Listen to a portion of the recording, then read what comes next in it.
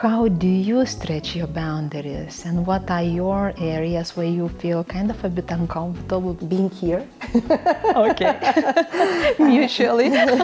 I don't really like jogging. I don't have who to run from or who to run to. I love how you describe dances in your life. Because they are very important to me. I feel it. Aukse Zukauskiene is leading global integrated risk assessment company Moody's Lithuania Capability Center that was established in Vilnius 2019. That's right. Thank you so much, and thank you for inviting me. It's a great honor to be here with you, Aušra. Aukse, thank you so much. I know that you were driving here from Vilnius 100 kilometers to come to Birštonas, to Vytautas Mineral Park. This is a very good place for a pit stop. That is, indeed. I'm very honored and lucky to be in this fantastic location, to be able to take a moment just for myself and to reflect in preparation for this conversation. I really appreciate your time. You are in the business for more than 20 years now, in Moody's for more than a year, and before Moody's you were in Ernst & Young, Barclays, SBA, and Philip Morris International. That's correct. Now that you list it, it sounds kind of, oh my God, it's so much. Yeah, and I believe that Philip Morris International, that was the space where we met with you many, many years ago, because that time I was in Kraft Foods. That's right. We were like sister companies, Philip Morris International and Kraft Foods. We were under one umbrella that was called Altria at that time. And we started in HR, both of us. The difference is just I started in HR and I ended my corporate career in HR, but you started in HR and then one point of time you switched to general management. Yeah, I have to say that interestingly, life always comes up with surprises. And one thing you mentioned about Altria is a very special moment that I had, I think, 18 months ago. As part of EY community, I was actually speaking in one of the Altria events globally. And, Wow. you know, when you think back, when we were little girls starting our career, that was unimaginable. Altria was like somewhere in another space. And now I had the opportunity to speak to these people and share my experiences on various organizational transformations and HR-related topics related to it. So that's something you pulled out of my memory now. Oh. And when it comes to that time, indeed, some people say that HR is a perfect build-up career for a CEO. And I cannot say that overgeneralizing, because it's very, being CEO very much depends on the company, on the business cycle, on the type of priorities you have. But when we think about global capability centers, I think that HR and leadership roles have prepared me very well for this role, because it has a lot of priorities related to internal stakeholder management, dealing with external partners and regulators, as well as most of my time is building organization. And this organization is truly international, supporting global Moody's organizations across the world, not just EMEA. And my skills built out throughout these 20 plus years, I think are my cornerstone in this journey to work with rather big organization in a pretty complex environment, you would agree these days, right? In one sentence, if I would ask you to describe yourself, who are you, Aukse? Okay. Well, first of all, I'm a woman. I'm a mother. I think I'm a leader, and I'm a most optimistic person, or one of the most optimistic persons you can come across. Does it help you being optimistic? I do believe so. I have had a number of conversations with some people about it, and somebody said, "You're hiding from the world with your pink glasses," you know. But I do believe that having optimism and positive outlook helps you to see opportunities rather than threats, and find solution quicker, not really diving into some kind of, you know, minority notes that sometimes happens. And I'm not saying that I'm never sad or I'm never worried. Of course I am. but I'm trying to come out of it as soon as possible. And I have a long list of supporters to help me do that, because that's where I function best. And I think with time and throughout your career, you actually learn how to utilize your strength and you find your go-to solutions, right? You mentioned long list of supporters. Who are these people, and in which ways they support you in your journey? It very much depends on the context. You know, I'm always, in general, I'm a strong believer in professionalism in everything you do. So I believe that, you know, designers should design houses and builders should build them. And by that, what I mean is, when thinking about myself, depending on the situation, I lean on to my coaches or mentors. In certain situations, I have used psychologists, and particularly in one of the difficult situations that I had in my business career, my daughter is my toughest critic and the best advisor, because I think she gives me the most honest feedback of all. And irrespective of age, my parents are still very, very important supporters and advisors. And sometimes they don't really understand what I do, because explaining Global Capability Center is not an easiest task. But the way they approach and listen and care, it just helps you just being listened to. That's amazing. You mentioned your closest people, and like daughter, I have the same. And especially when you grow in your career and you hold these big titles, people are not very often brave enough to say what they really think. And sometimes you get kind of political feedback.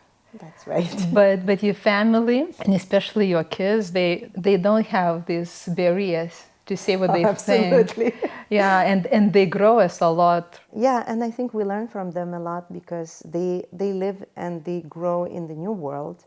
So very often, you know, my office and my organization is average age of 27, and my daughter is 25. So it's a perfect match for me to have an honest understanding of what this generation is looking for, how they operate, what motivates them, how I can care and support them, because I get the office view and I get the personal view, because she's also taking her first steps in her career and her journey. What you are learning from her? First of all, I'm very, very proud, and that's a mother moment, you know, but I'm very proud that certain things that I learned through my career, she picked up rather quickly, and I see her applying in her own career, which I'm very proud, and she's determined, she's focused, she's persevering even when it's difficult. If I reflected back on me, I think what the new generation and my daughter has is better ability to find a balance in life in terms of how they manage their daily routine. And, you know, they all started their careers during COVID, so situation was very difficult compared to me driving to a factory location 20 plus years ago and hitting that kind of getting into the bus with the production workers. Her life is very different because she can flex, she has hybrid, and I'm learning from her how to do it best, because the moment everything is stable, I just go back to my normal office routine and being there and focused. And then I worry that I haven't done some personal stuff. And she's a good advisor on that. And also emotionally and psychologically, I think very often we have these discussions on what triggers we have in office, how we can react to them. And just being able to discuss it with her is very, very important. That's a luxury to have this close advisor to you. Absolutely. What do you learn from people in your office?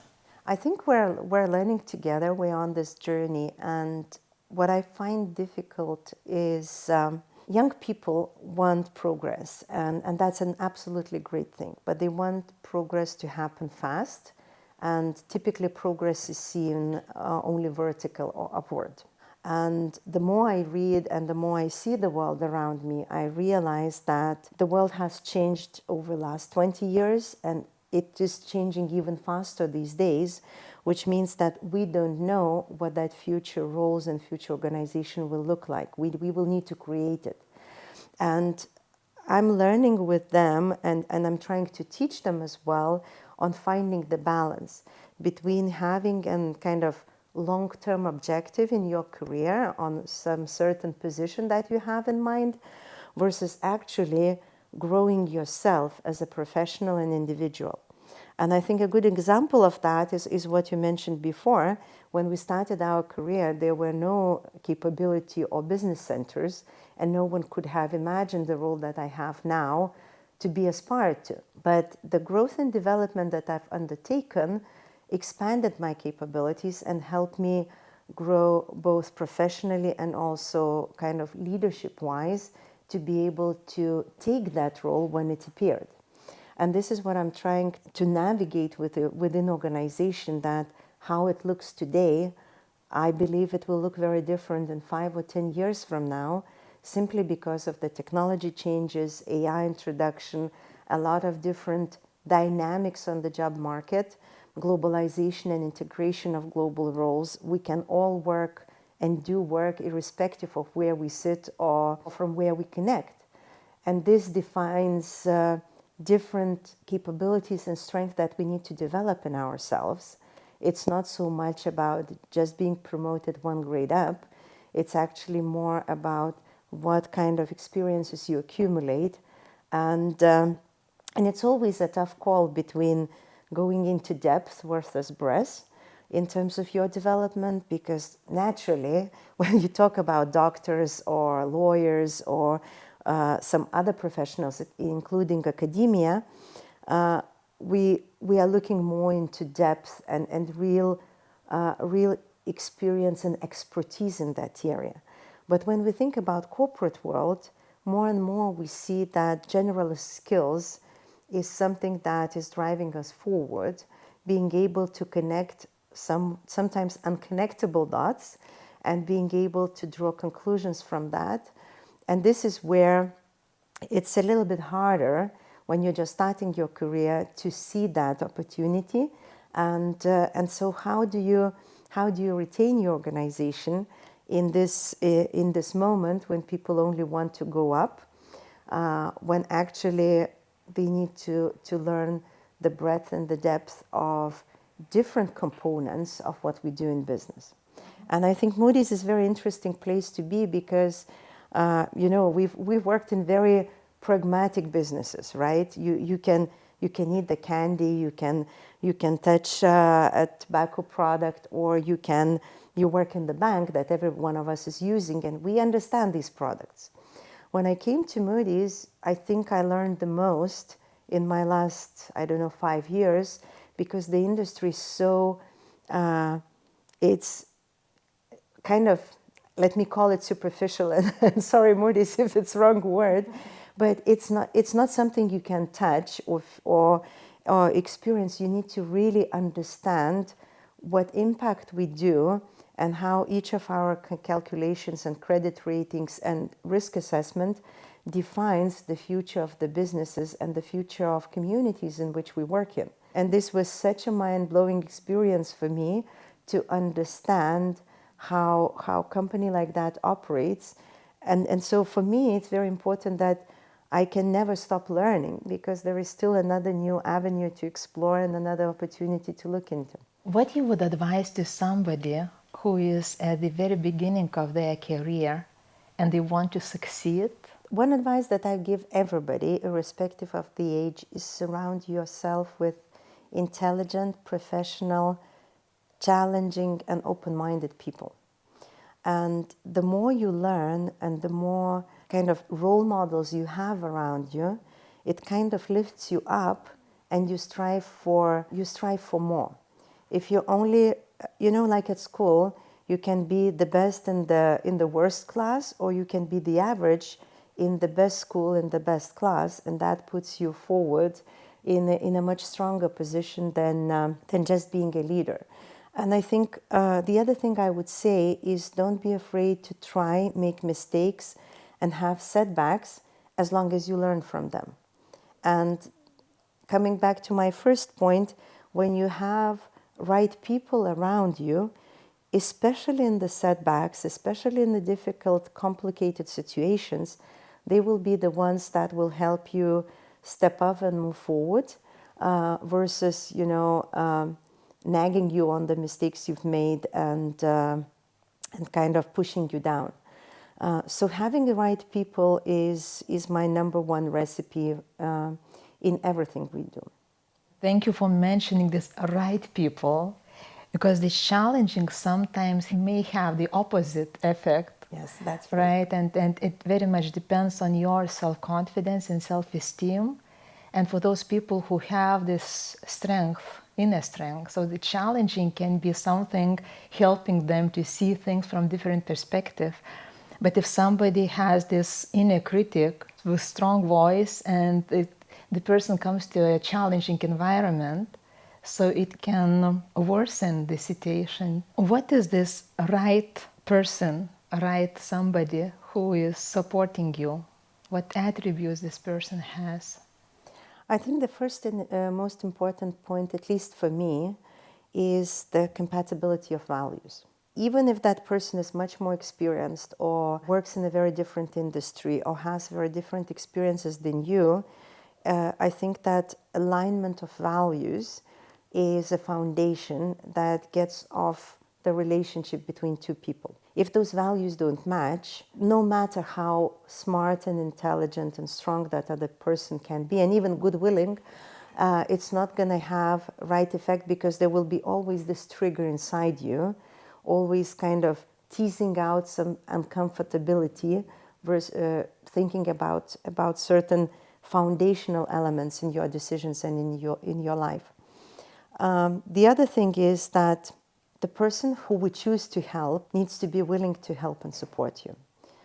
If somebody wants to just show off and kind of satisfy own ambition and show off his own potential or her own potential, is not going to be conducive to the development of the person. So genuine care and focus on organization or individual's development is of utmost importance. And the third thing is, I still would go to that word challenging, but in a sense of growth.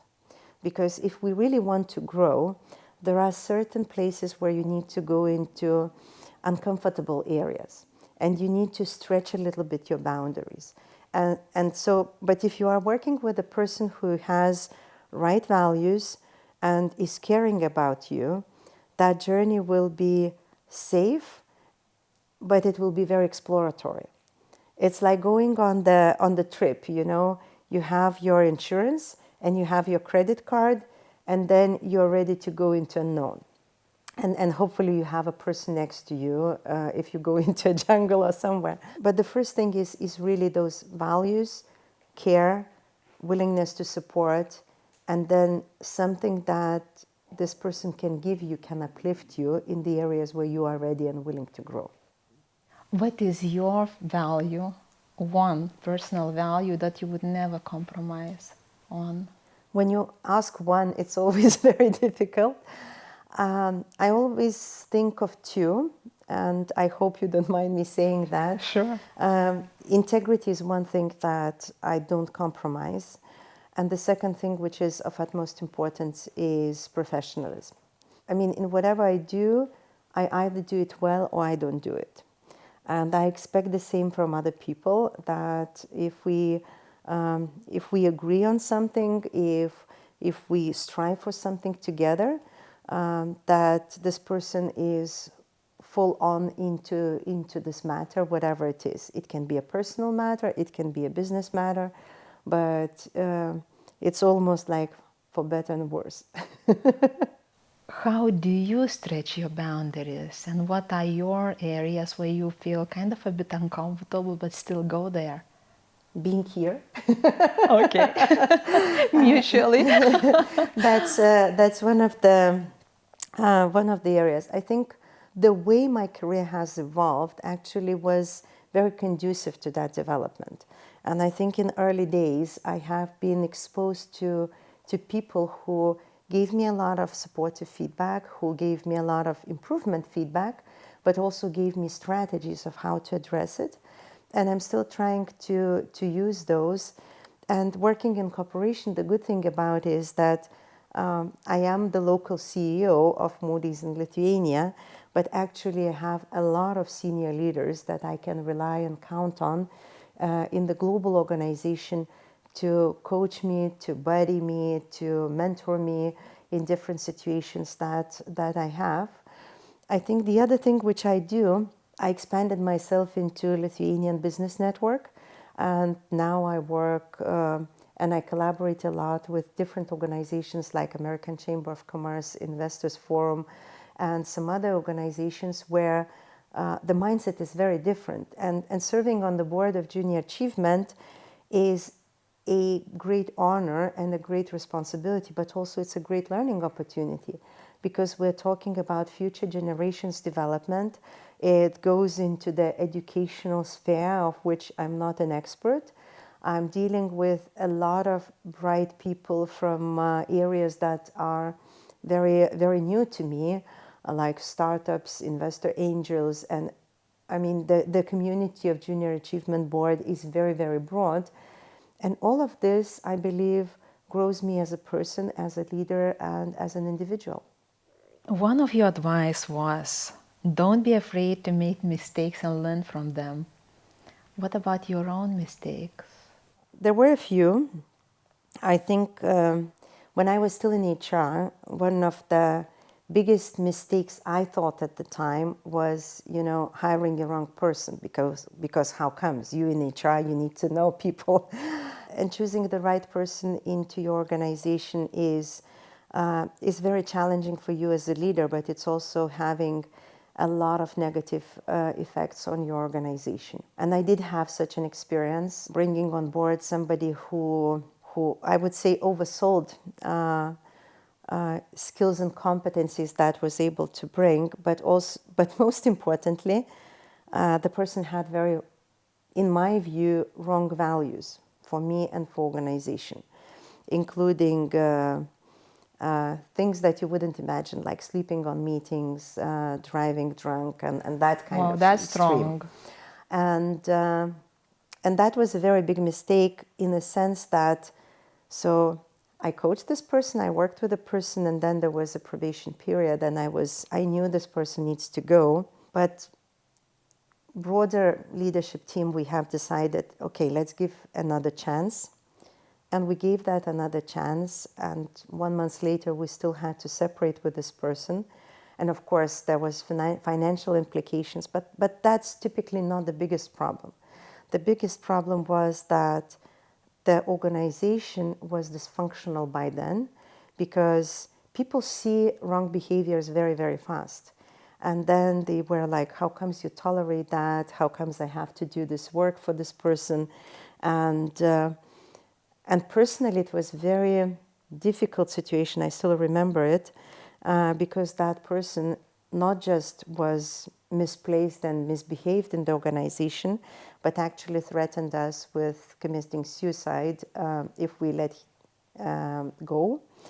And I think that it was very emotional because you never risk with person's life. And there's a huge moral weight on your shoulders. Exactly, because you don't risk it. Whether you know whether you think the person is bluffing or whether it's real, you still need to deal with the situation in real time.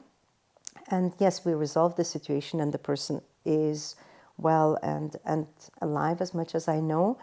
But it was a big learning for me on how to, even when you make a mistake, you need to fix it, and you need to fix it right and fast, and protect organization and yourself as a leader as much as that one person who's causing the problem. Thank you for sharing that, and it brings me back to some situations that I faced quite late in my HR career. I also made some mistakes with hirings, and one case was that I trusted the person's enthusiasm too quickly, and she wanted to get a job, and she was so enthusiastic about that, and I said, wow, that's the passion, and I need passionate people to my team, and I hired her. And Yeah, it didn't take long. It took less than a probationary period because enthusiasm and passion was much bigger than ability to deliver, and also ability to embrace people, which is very, very important for me. And the other one, I was hiring people to much, much bigger roles that they were able to handle and deliver at the level, and we didn't have time to learn. Instead of hiring very competent people, I was just hiring people with big hearts. I believed in them very, very much, and I thought that I will help you, I will support you, I will mentor you. But that was not the right approach because we didn't have time. The business was growing like crazy, and we just had to deliver now. Thanks God, so these people still talk with me, but I do not feel very well thinking about that. And sometimes for HR things happen like this. And but you know, in every position it happens, and I think we tend to take people-related mistakes, let's call it, deeper to our hearts. But in general, we make, at least I make mistakes pretty much every day. They're not as big or not as kind of impactful, but there is no other way to learn. And unfortunately, that's the biggest thought and kind of clarity I have in my job now and thinking about the future is this transformation of AI and changes in the business world. How will people learn? Because you need to start learning on the small things and then go to big. But if AI is going to do for you a lot of basic stuff, everybody feels ready for a more senior, more impactful role. But as you said, this is bad for business, but it's also bad for burning people. Exactly. And that's where... And it hurts a lot. If one day we figure out, Aušra, how to help people to grow faster, we will be super successful. This episode carries a little extra calm, thanks to Vytautas Mineral Spa in Birštonas, Lithuania, a place to recharge, reconnect, and find the balance. Something every leader needs. What would be your advice to leaders who wanna help people grow, embracing mistakes and learnings coming from them? Learning from mistakes and embracing them, it's a tough one. I think the first thing that leader needs to do is be able to show own vulnerability and admitting mistakes. Because there is no way that people would be open about their mistakes and challenges if they only see successful examples around them. So as leaders, we need to create space and environment in which it's okay to have a fail, to discuss it, and to pick up the lessons learned from it, and to pull out some patterns on how we will improve it in the future. So that's the atmosphere. The second thing is, what I'm trying to do is, in my organization, I'm trying to talk to people through those experiences. I think the most important thing is that the person takes time to reflect and take lessons on what is it that I would do differently next time, and what are the other alternatives and scenarios. And the third element, which is also very important, like with kids, if we go into punishment, then naturally next time we can expect that this problem or mistake will be hidden under the carpet, or trying to find somebody else guilty, instead of accepting and owning to the situation and to the problem that we have. So I think that this is not a remedy for all, but I hope that this could help leaders create that environment. It's similar like innovation, right? We say we have typically innovation at the one of the top 3 strategies of the business, but then you look at the leadership and they spend 99% resolving operational yesterday's issues. And then it's hard for organizations to expect to be innovative and focused on that. And the same is on mistakes. If leaders are unable to own and and connect to these issues, whether it is failing business results, shareholder expectations, or even delivering a product to the client, then we cannot expect this from our employees. I'm listening to you and my thoughts going back to the list of your values, two of them, the main, and the second one was professionalism.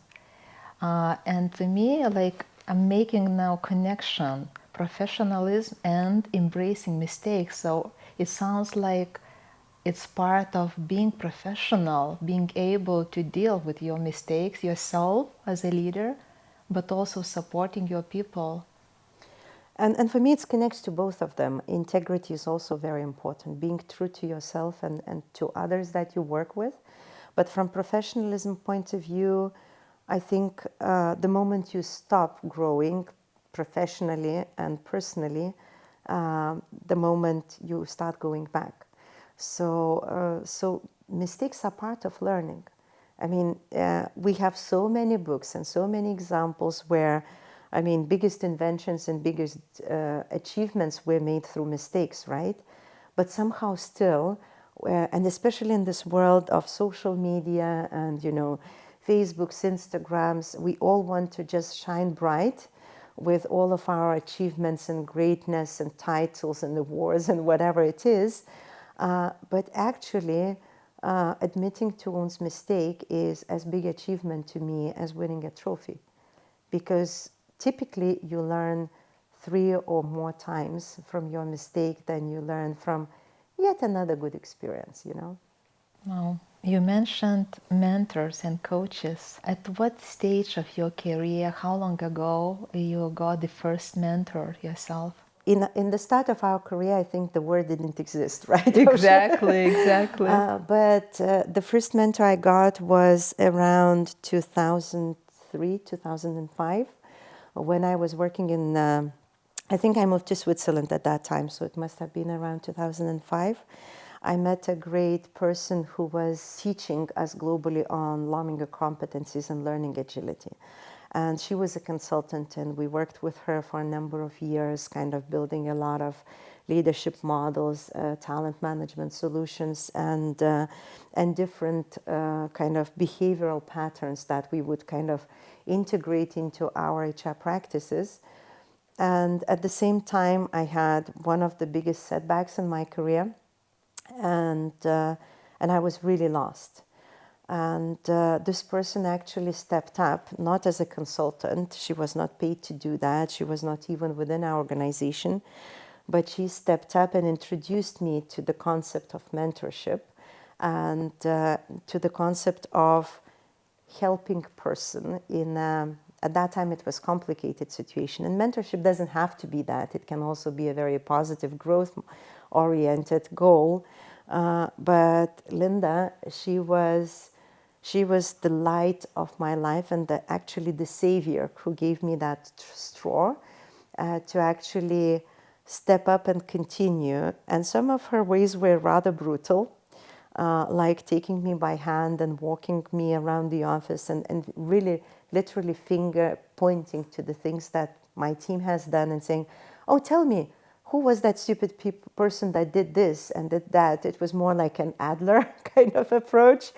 But I was so down. I really didn't believe in me. I didn't believe in my organization. I was losing trust in the direction that we've taken.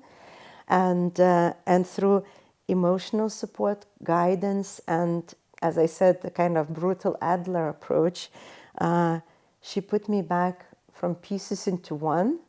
And then kind of slowly, we started reshaping that journey going forward. And I'm eternally grateful to her for that. How did she appear in your life? So she was still consulting. And I don't even remember how. Maybe she saw me crying. Maybe she saw me hiding from people. I don't really know that So it was moment. not you actively searching for No, a I mentor, was not. right? I was not searching at that time. She was just a savior who actually grew into a mentor. And she's now retired, but we're still in touch. And I'm very, very happy that she was there beside me. Because I think the thing sometimes happens, again, coming back to this image of being always right, being always successful, certain things, when you break, you don't know how to fix it. And she was also telling me, which I forever remember, especially kids who have been like doing very well at school, your trajectory is always going upwards, right? So you always grow, you have the best results, you go to the best university, you get the best job, and you never learn the yo-yo effect. You never learn to actually rebuild yourself. And resilience was the word that she actually brought into my vocabulary, because I was always successful. I was lucky, or I was a good student. I don't know, maybe a combination of the two. But for these people, having a setback and the fall down in your career or in some kind of objective that you have is a very, very difficult moment to actually gather yourself and kind of get back like a yo-yo. And Linda was my string to pull me back. Wow. Was this your lowest point of your career? There were a few. Okay. And I don't know if there is such thing as lowest or highest, you know. It's but it was the first one where I was really confused and lost, and I was living in Spain at that time with, you know, no family, no friends, no close people to support you, and you're just, career is something that you're focused on, and your daughter's life depends on it. And so I think the hit was really kicking all of the foundations of what I had at the time. Because when you, and that's interesting, when you put all the, you know, all the things into one basket, meaning your career, and kind of think, I'll fix the rest later. And when that one foundation is cut from your stability, you simply lose balance. That's how it works. Would you do something differently now, knowing this lesson? Well, I would have had mentors before. But career-wise, I think that it was all the right choices. And even thinking about it, it prepared me for what came next and the challenges that I had to face with Barclays when we had to let go 1,500 people and I had to close the office and release all these people into job market. I think without having that experience, I wouldn't have been as ready to face it, because potentially, you know, the leader cannot collapse when your organization is falling down. You need to help people rise from the situation. And so I'm not taking it back. I'm just thinking that learning and hopefully experiencing earlier on the setbacks helps you build your resilience for future. You spent 6 years outside of your home country, right? 3 of them in Switzerland and another 3 in Spain. What did it give to you? Oh my God, it's impossible to measure actually, because I think it built me as a person. Because we moved, I was still very young when I moved. I think I was 27 at the time with a small kid. It was an adventure and an experience, immersing into totally international culture, because even if you work in an international company in a particular country, you may have 1 or 2 foreign colleagues. You may speak on the phone or now on all the devices, Teams and Zoom on globally, but it's not the same. When you live and breathe every day, different culture, different environment, different language, very different community habits, it opens up your experiences and the way you take yourself for granted. For example, I said today to you, I'm a woman. As a starting point of who am I, when I lived abroad, my first word would have been Lithuanian. Because suddenly you start feeling this is what defines me. So depending on these experiences, they help us also shape of who we are and where we put emphasis in that particular period of time in terms of your development. And if you think about those 2 countries, so you couldn't have chosen more different ones, right? So Switzerland, where everything is precise, the trains and the planes and everything works exactly to the schedule, like the Swiss clock. And you have the nature that has, you know, the mountains and the plains and the lakes, and it's, I mean, everything is rather slow, peaceful, and calm, outside of the work, of course.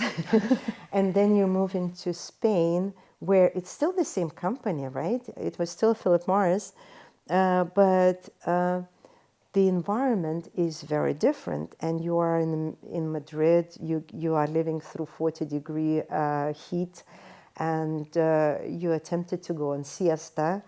And interesting experience I had was changing a driver's license. So it's a long story I could tell you in person, but in summary, changing driver's license from European to Swiss took me one form and 5 minutes. And I had a nice Swiss driver's license. Changing from Swiss to Spanish took me 8 months, 4 paper, certificates, whatever you call it. Lost Swiss license in between, and the need to reclaim from Lithuania whether I really was a driver, if I was supposed to have it. And that tells it all, you know, it's the culture. And if you're able to adapt and operate yourself, because I'm a very structured person, I'm rather precise myself, and there was a big need to adapt and to embrace these changes and differences. And also living, I mean, Switzerland is more similar to Lithuania in terms of, you know, size and you know, approaches of life.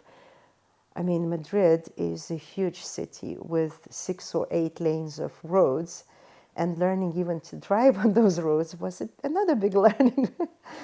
But then also you are in the middle of everything, so everything is in the hand reach with one flight to Latin America or to Asia, and that opens up completely different worlds, which I'm really grateful for.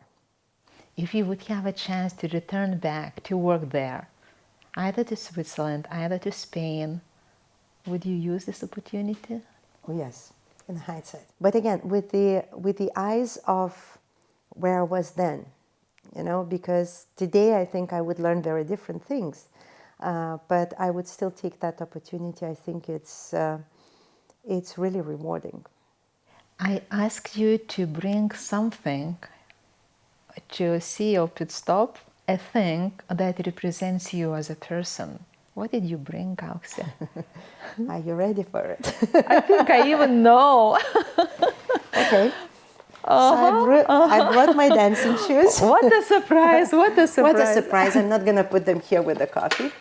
But that's my second me. And I couldn't have brought the dance dress. I like the color. This is a very standard dance shoes that all the dancers in the world use, especially Latin dancing. And that's my second nature, which is part of my life for the last 10 years of my life. And that's the passion, and that's my meditation and my physical therapy and everything included in it. What happened back then, 10 years ago? How these shoes appeared in your life? Now, moment of truth. I felt that I needed to get into kind of some physical activity. But I don't really like jogging. I don't have who to run from or who to run to.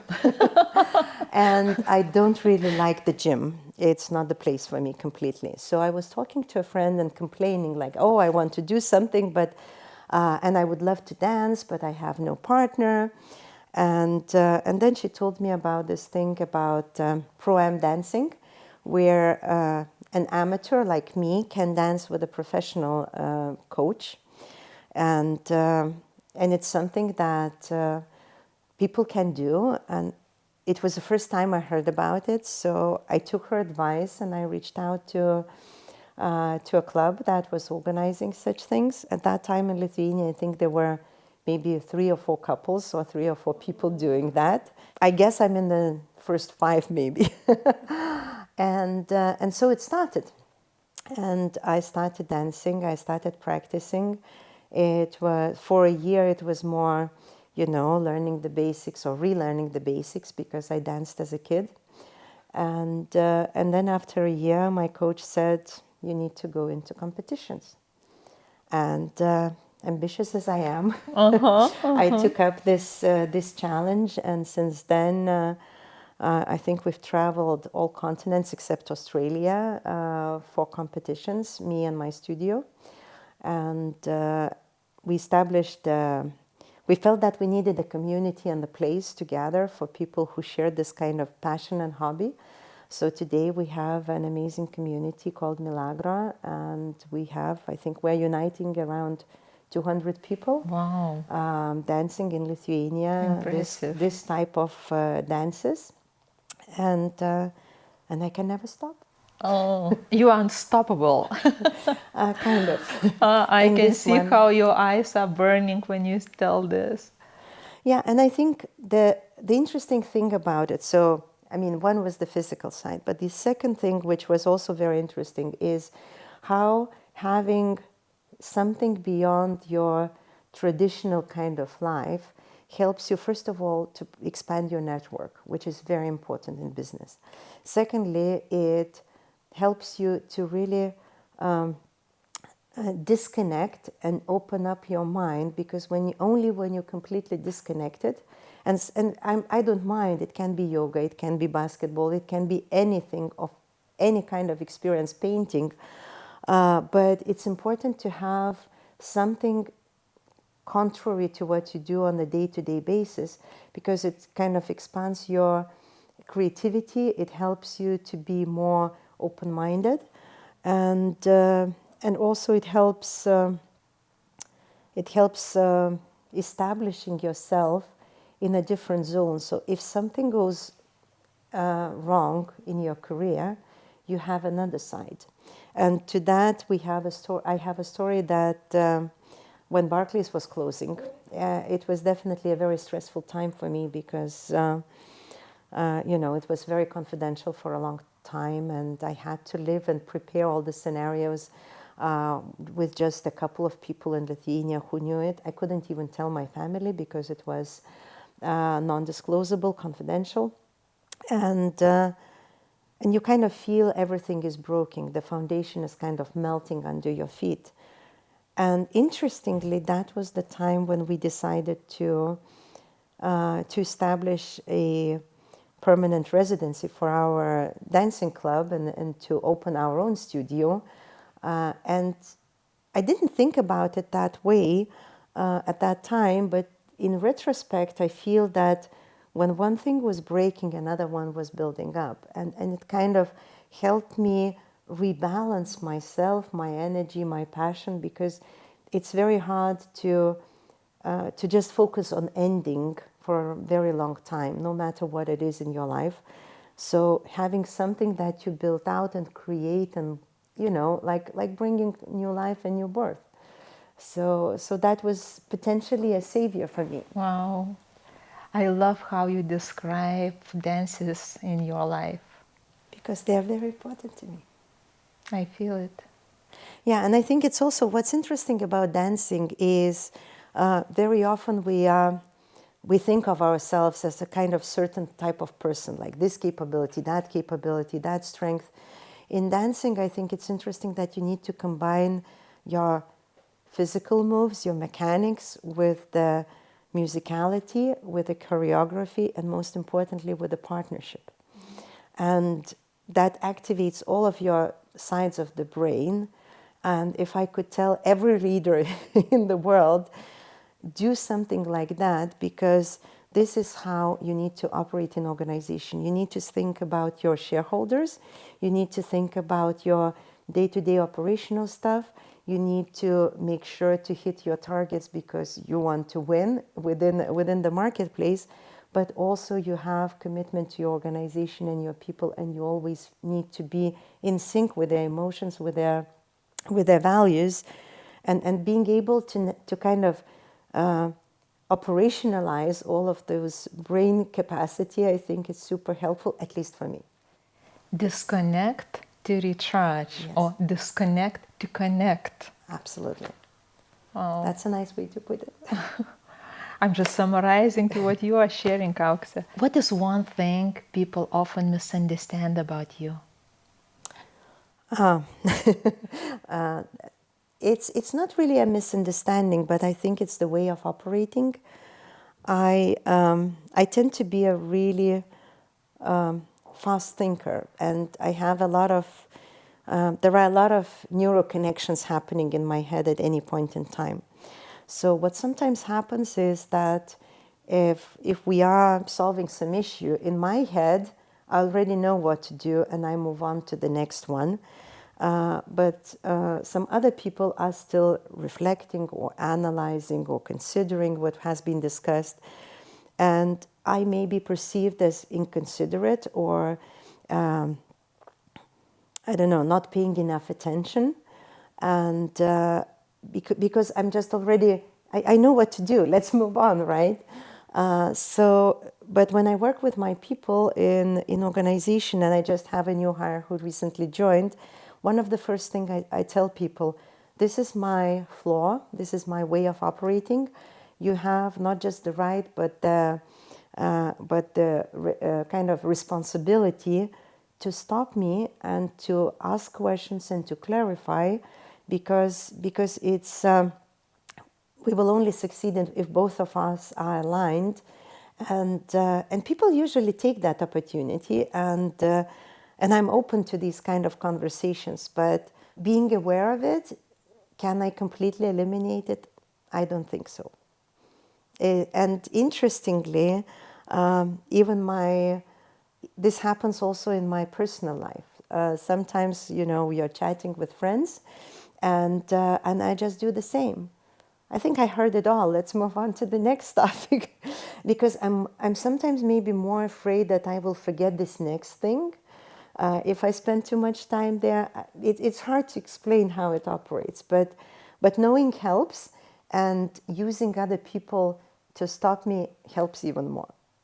For me, it's a very nice story about self-awareness, deep self-awareness, which is so important for a leader. If you are aware, That's right. then you can play with this. Well, it didn't come very self-aware. I think having received feedback a couple of times also helps. And then you can become a little bit more observant and feel with your body and with your actions on when things are starting to go a little bit left instead of right. And then you can react to it. What would you advise to somebody who is lost in their career or stuck?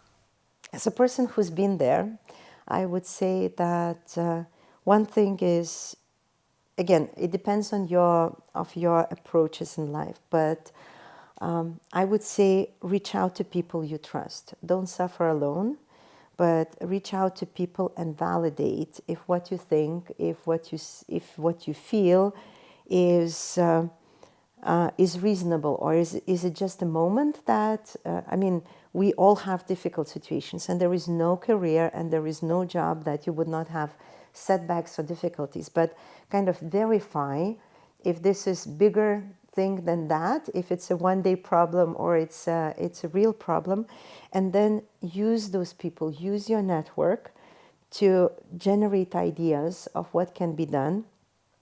Is it about you learning new skills? Is it about daring to give feedback to the person with whom you have a problem? Is it maybe about being in the wrong place at the wrong time, right? And maybe it's a need to change something, whether it is a position or a company that you need to think about. But one thing I would definitely say to everybody is there is always a place for everybody, and not every place is good for everybody. Meaning that if you're not comfortable, if you see that your strength and your potential cannot really be utilized and appreciated, then involve your network, talk to smart people, and find the place that is right for you. And this is where career coaching helps. This is where mentorship can be of a lot of help.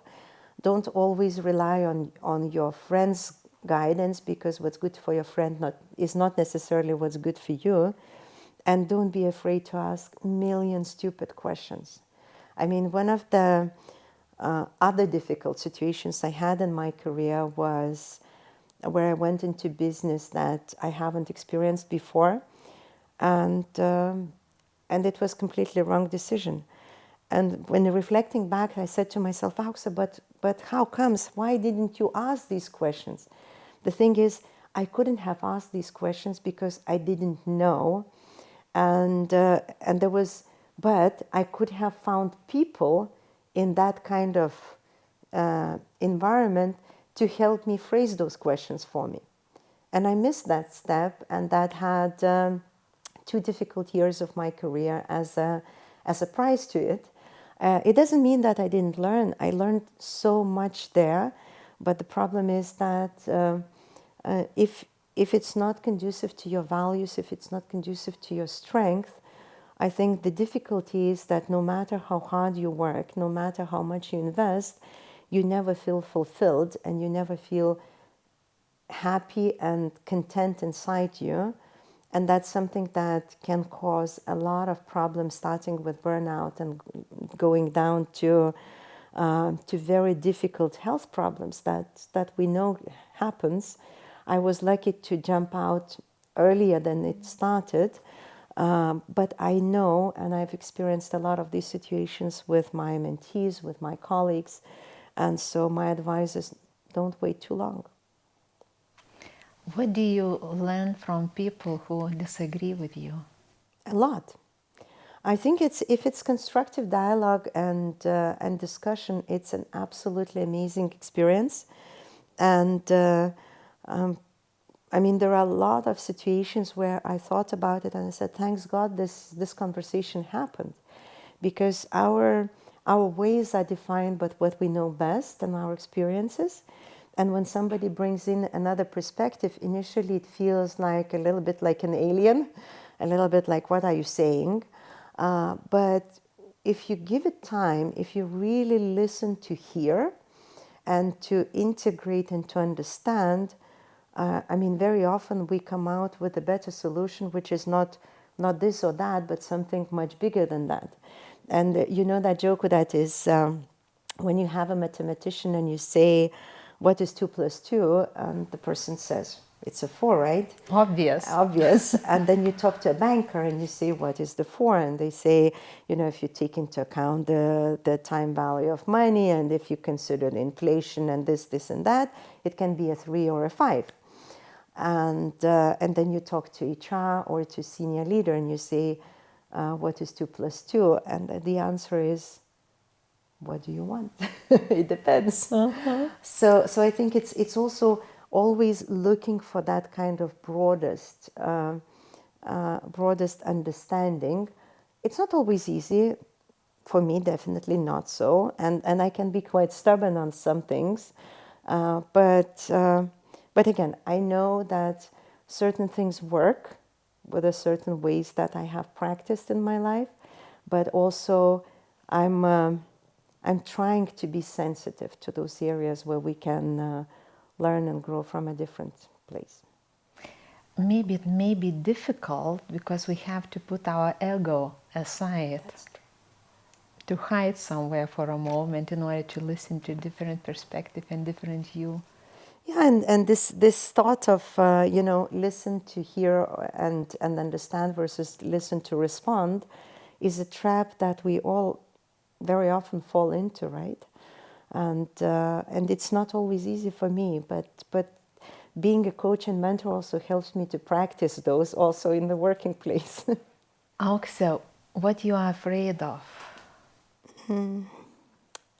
It's a very difficult question, and easier to respond as a person.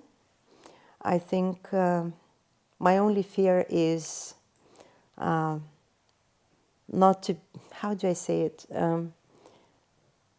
It's the physical and mental health. That if I feel that I will not be fully mentally functioning, I think this is the biggest fear that I have in my life. And of course, there are other things like what can happen to your family and how things go wrong in your job and whatever else. But I've learned not to worry until it happens. So this is, it's a constant, it's a constant journey and discussion. Every time you receive a call in a difficult, unexpected time, you immediately go to this, oh my God, what happened? But at the same time, I think the only fear is to be able to function, to be kind of conducive to your people, to your organization, to the friends, to your family, and still create something new. For whom and for what you are grateful for? So many people. So first of all, I said it's my family, it's my daughter and my parents. For my daughter, for all the candid feedback, and also for being open as a kid, but also now as a young woman to support me in whatever craziness moment it takes. And I'm sorry for... She's proud of you, I believe, Aukse. For my parents, for always being supportive, even if they don't know or don't understand what I'm doing. And imagine their big eyes when I approached them asking for support when I was building the new dance studio, suddenly from the career woman to a dance floor.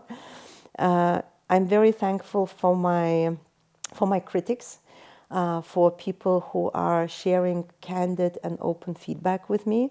And I had a very good conversation yesterday night just upon arriving here. And it was just so powerful, even though the person was rather direct. But sometimes it helps you to cut the time instead of all these beauties and all the sugar coating. Yeah, exactly. And you can just go and act on it, which is so. Critics and advisors, I'm very, very thankful for, and definitely for my supporters, for my coaches, for my mentors, for my previous and current managers who are believing in me and investing in me, their time, their energy, their passions to help me. And then, of course, my dance partner, because his patience is the best. Best regards. What's his name? His name is Aurimas. Aurimai, best regards from both. From here, from Birštonas. Now Aušra will come dancing, right? I love dancing, but I never had a good dancing partner, so you never know.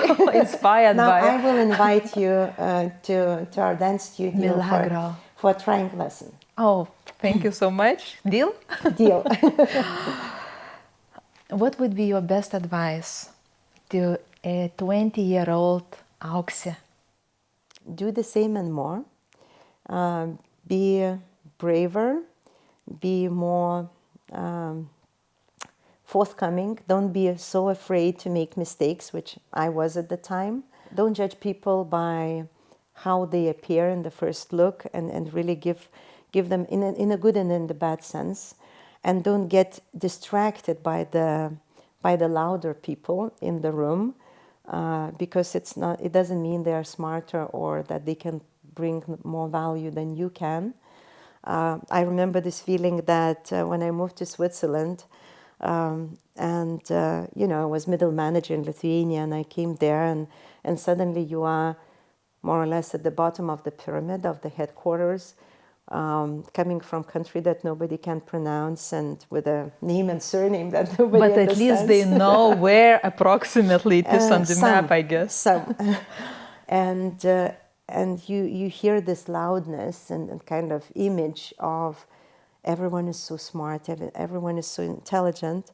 And I had to overcome this fear of feeling little and becoming part of that. And I think today I'm no longer so concerned about what people think about me. I'm not kind of attending events to impress anybody. I'm just there to experience, to learn. And if somebody can take something from me, that's the best.